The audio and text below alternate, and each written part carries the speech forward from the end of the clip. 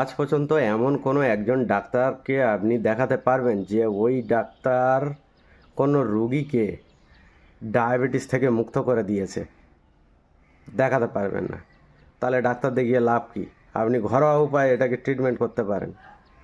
রোজ রাতে মেথি দানা 1 চামচ এবং ত্রিফলা 1 চামচ গরম জলে ভিজিয়ে রাখবেন।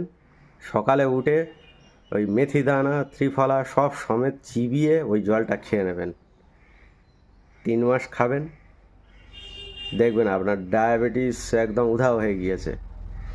ত্রিফলার একটা সূত্র আছে, 1:2:3, হরিতকি বহেড়া আমলকি, 1:2:3 এই অনুপাতে নেবেন।